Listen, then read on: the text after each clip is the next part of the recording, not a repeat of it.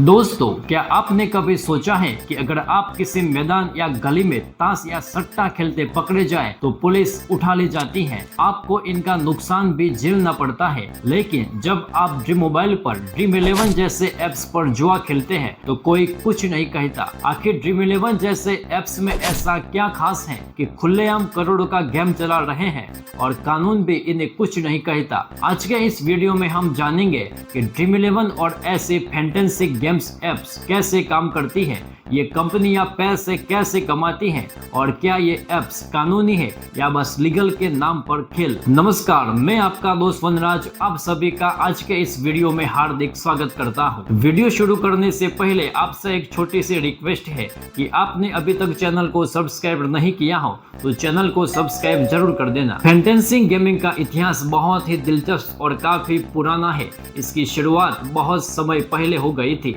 लेकिन डिजिटल रूप में इसका विस्तार हाल के दशक में हुआ। चलिए एक नजर डालते हैं इसके इतिहास पर। 1952 में फैंटेसी स्पोर्ट का पहला ज्ञान संस्करण फैंटेसी गोल्फ था, जो अमेरिका में शुरू हुआ। खिलाड़ी पेशेवर गोल्फरों को चुनते और उनके प्रदर्शन के आधार पर अंक मिलते। 1962 में फैंटेसी बेसबॉल की शुरुआत वाइल्ड फायर बिल्ड विंकेंड बीच ने की। यह अमेरिका के ओकलैंड शहर में शुरू हुआ, जहां दोस्तों का एक समूह खिलाड़ियों को चुनकर मैच के प्रदर्शन के अनुसार पॉइंट्स देता। यह खेल ज्यादातर कागज कलम पर खेला जाता था। 1990 में इंटरनेट आने के बाद ESPN, याहू जैसे बड़े स्पोर्ट नेटवर्क में ऑनलाइन फैंटेसी लीग शुरू की। इससे खेल की लोकप्रियता तेजी से बढ़ने लगी। 2007 और 2010 इस दौर में कई स्टार्टअप्स आए जो फैंटेसी स्पोर्ट को और रोमांचक बनाने लगे। ड्रीम 11 एक फैंटेसी स्पोर्ट ऐप है जिसमें आप क्रिकेट, फुटबॉल, कबड्डी जैसे गेम्स के लिए अपने ड्रीम टीम बनाते हैं। मैच के दौरान खिलाड़ियों के प्रदर्शन के हिसाब से आपकी टीम को पॉइंट्स मिलते हैं और आप पैसे जीत सकते हैं। मान लीजिए 10 लाख लोगों ने एक कंटेंट ज्वाइन किया और हर किसी ने 50 रुपये लगाए। इसका मतलब हुआ 5 करोड़ का टोटल पुल। अब ड्रीम 11 इसका कुछ हिस्सा जैसे 20 से 30% अपने पास रखता है। इससे प्लेटफॉर्म फी कहते हैं। बाकी पैसे विजेताओं में बांट दिए जाते हैं। साल 2000 की बात है। मुंबई के जाने माने बिजनेसमैन और जय कॉप लिमिटेड के मालिक आनंद जैन का बेटा हर्ष पढ़ाई के लिए लंदन गया। हर्ष को पढ़ाई के साथ साथ स्पोर्ट में भी काफी दिलचस्पी थी। लंदन में रहकर हर्ष को ऑनलाइन फैंटेसी फुटबॉल के बारे में पता चला। साल 2000 की शुरुआत में इंटरनेट के आने के साथ खेल ऑनलाइन हो गया। हर्ष को ये गेम काफी पसंद आने लगा। उन्हें इस गेम की लत लग गई। हर्ष ने अपने कई दोस्तों को भी इसका चस्का लगा दिया। इसके बाद हायर एजुकेशन के लिए हर्ष अमेरिका गए और 3 महीने माइक्रोसॉफ्ट में इंटर्नशिप की। 2007 में इंजीनियरिंग पूरी करके हर्ष इंडिया वापस आए और फैमिली बिजनेस ज्वाइन कर लिया। हालांकि इसमें वो खुश नहीं थे। इसी दौरान 2008 में इंडिया में क्रिकेट लीग IPL की शुरुआत हुई।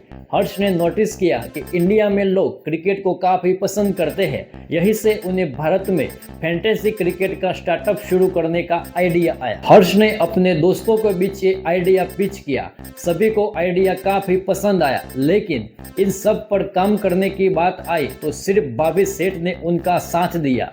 दोनों ने मिलकर 2008 में ड्रीम स्पोर्ट की शुरुआत की। यही ड्रीम स्पोर्ट ड्रीम 11 की पेरेंट कंपनी है। इस प्लेटफॉर्म पर फैंटेसी स्पोर्ट के अलावा स्पोर्ट कंटेंट और गेमिंग के भी ऑप्शन लॉन्च किए गए। ड्रीम 11 भी इसी साल लॉन्च हुई। आज हर्षित ड्रीम स्पोर्ट के को फाउंडर और CEO है। बाविद को फाउंडर और चीफ ऑपरेटर ऑफिसर है। इंडिया में क्रिकेट को लेकर तो लोगों में क्रेज था, लेकिन फैंटेसी स्पोर्ट के बारे में ज्यादा जानकारी नहीं थी।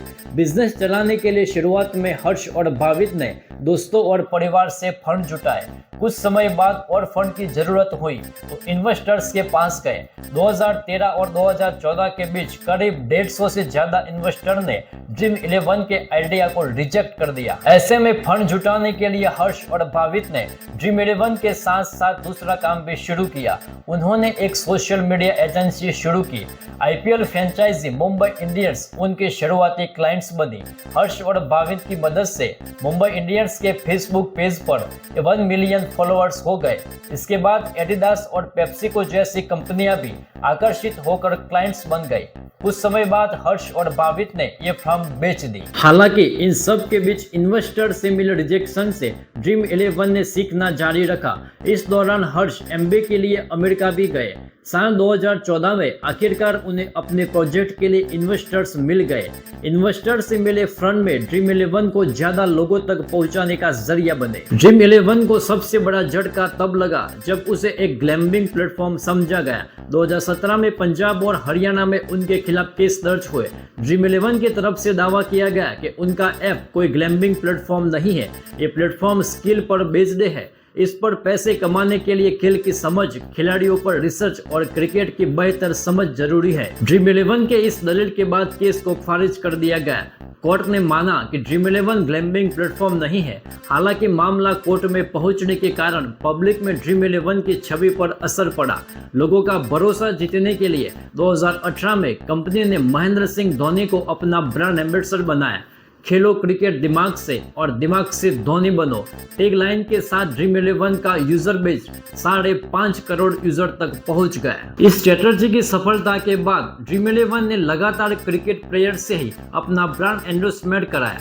रोहित शर्मा, जसप्रीत बुमराह, हार्दिक पांड्या जैसे इंडियन क्रिकेट स्टार्स के अलावा पैट कमिंस, जॉस बटलर और केन विलियमसन जैसे विदेशी खिलाड़ियों से भी कंपनी अपने ब्रांड एम्बेसडर का प्रमोशन करवाया। 2019 में ड्रीम 11 यूनिकॉर्न यानी $1 बिलियन का वैल्यूएशन वाली भारत की पहली फैंटेसी स्पोर्ट कंपनी बनी। अगले ही साल कंपनी ने टाटा ग्रुप्स और अनअकैडमी को पीछे छोड़कर 222 करोड़ रुपए में आईपीएल के टाइटल स्पॉन्सरशिप जीत ली। इस साल कंपनी का यूजर बेस 10 करोड़ यूजर तक पहुंच गया। कंपनी इंडिया के अलावा विदेश में भी स्पोर्ट लिंक को स्पॉन्सर करती है। आज ड्रीम 11 पर 11 स्पोर्ट के फैंटेसी गेम अवेलेबल है। बीसीसीआई समेत NBA, the Hundred, Tamil Nadu Premier League, New Zealand cricket और WPL भी ड्रीम 11 के बिजनेस पार्टनर हैं। आईपीएल का सीजन शुरू होते ही लोग फैंटेसी स्पोर्ट ड्रीम 11 पर अपनी किस्मत आजमाने लगते हैं। इस सीजन में ड्रीम 11 ने आपकी टीम में कौन है कैंपेन शुरू किया है। कैंपेन के एड में रोहित शर्मा, जसप्रीत बुमराह, ऋषभ पंत, हार्दिक पांड्या सहित बड़े बड़े क्रिकेटर्स के अलावा आमिर खान और रणबीर कपूर जैसे बॉलीवुड स्टार भी नजर आ रहे हैं। इस सीजन ड्रीम 11 की 5 टीमों कोलकाता, पंजाब, गुजरात, हैदराबाद और लखनऊ को स्पॉन्सर करती है। साल 2008 में शुरू हुई ड्रीम 11 कंपनी भारत के पहले यूनिकॉर्न फैंटेसी स्पोर्ट कंपनी है। पिछले 4 साल में कंपनी का ऑपरेटिंग रेवेन्यू 4 गुना बढ़कर 6000 करोड़ से ज्यादा हो गया है। वही इसके 23 करोड़ से ज्यादा यूजर्स हैं। यहाँ फैंस अपने मनपसंद खिलाड़ियों को चुनकर एक काल्पनिक टीम बनाते हैं, फिर उन प्लेयर्स की रियल परफॉर्मेंस के आधार पर पॉइंट्स और पैसे कमाते हैं। भारत में जुआ गैर कानूनी है, लेकिन अगर कोई गेम स्किल बेस्ड यानी कौशल्य आधारित हो तो उसे लीगल माना जाता है। सुप्रीम कोर्ट ने ड्रीम 11 को स्किल बेस्ड गेम माना है। इसी वजह से ये ऐप लीगल है, लेकिन हर राज्य के अपने कानून है।